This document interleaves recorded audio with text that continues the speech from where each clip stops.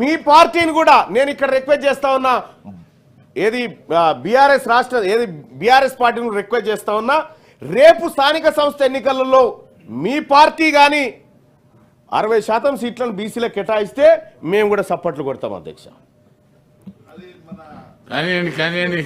Sir please please అది చేద్దాం, మీరు కూడా ముందుకు రావాలి. అయితే అధ్యక్ష ఇక్కడ రిజర్వేషన్ పెంచే విషయంలో సుప్రీంకోర్టు దగ్గర కొన్ని హార్డిల్స్ ఉన్నాయి అధ్యక్ష. రాజ్యాంగంలో కూడా కొంత మార్పులు చేయాల్సినటువంటి అవసరాన్ని బండా ప్రకాష్ గారు గుర్తించినారు అధ్యక్ష. మేము కాదంటలేం, కానీ నేను మా పార్టీకి కూడా రిక్వెస్ట్ చేస్తా ఉన్నా అధ్యక్ష, ఎట్టి పరిస్థితుల్లో 42% మించిన ప్రజాప్రతినిధులనే మనం చట్టసభల్లో చూపెట్టాల్సినటువంటి అవసరాన్ని నేను తమరి ద్వారా మా నాయకత్వానికి కూడా తెలియజేస్తా ఉన్నా అధ్యక్ష. ఎందుకంటే మనం ఒక భరోసా ఇచ్చినాం అధ్యక్ష, మనల్ని నమ్మినారు, మనల్ని నమ్మి ఓటేసినటువంటి సందర్భంలో మనం ఖచ్చితంగా ఆ మాట నిలబెట్టుకునే విధంగానే ముందుకు పోవాలి అధ్యక్ష.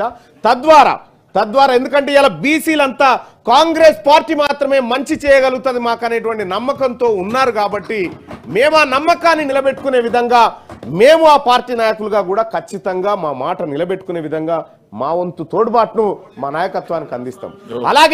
అలాగే అధ్యక్ష ఇవాళ చేస్తా అధ్యక్ష, మేము దేశవ్యాప్తంగా కులగణన చేయాలంటే మాత్రం భారతీయ జనతా పార్టీ ఒప్పుకోదు అధ్యక్ష.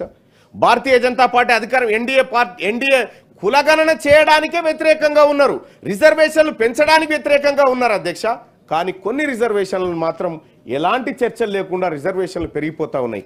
ఇవాళ ఇక్కడ ఈ చట్టసభ నుంచి దేశవ్యాప్తంగా వెనుకబడిన తరగతులకు సంబంధించినటువంటి వాళ్ళ తలలు కులాలుగా లెక్కబెట్టాల్సినటువంటి అవసరాన్ని కాంగ్రెస్ పార్టీ గుర్తించే మా ముఖ్యమంత్రి గారు రేవంత్ రెడ్డి గారు ఇది ఆదర్శంగా ఉండబోతుంది దేశానికి, ఈ నమూనానే జరగాలనేటువంటి మాట చెప్తా ఉన్నారు అధ్యక్ష. ఇప్పటికైనా ఇక చాలు అధ్యక్ష. భారతీయ ఏది పేరే వస్తలేదు నాకు, బీఆర్ఎస్ భారత రాష్ట్ర సమితి, సారీ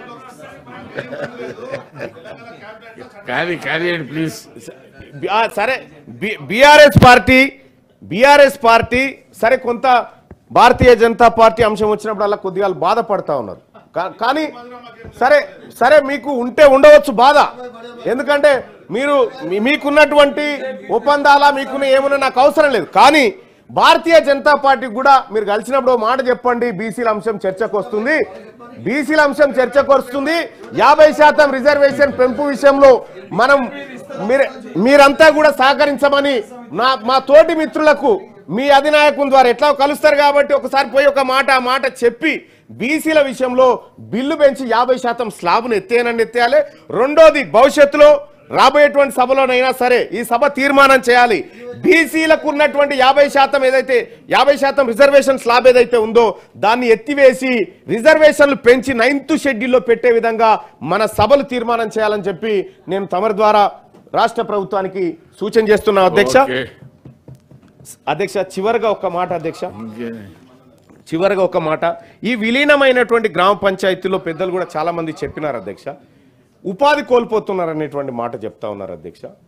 సో పట్టణ ప్రాంతాల్లో పేదలు ఎవరైతే ఉన్నారో గౌరవ పెద్దలు కోదండరామ్ సార్ చెప్పినట్టుగా పేద వర్గాల వారికి ఈ ఉపాధి హామీ పథకాన్ని ఆ వర్గాలకు మరో రూపకంగా విస్తరిస్తారా, ఎట్లా విస్తరిస్తారా అనేది దయచేసి అది పరిగణలోకి తీసుకొని ఆలోచించాల్సిందిగా రాష్ట్ర ప్రభుత్వాన్ని రిక్వెస్ట్ చేస్తున్నాను అధ్యక్ష. ధన్యవాదాలు. ఈ 3 బిల్లులకు సంపూర్ణమైన మద్దతు ముగిస్తున్నాను అధ్యక్ష.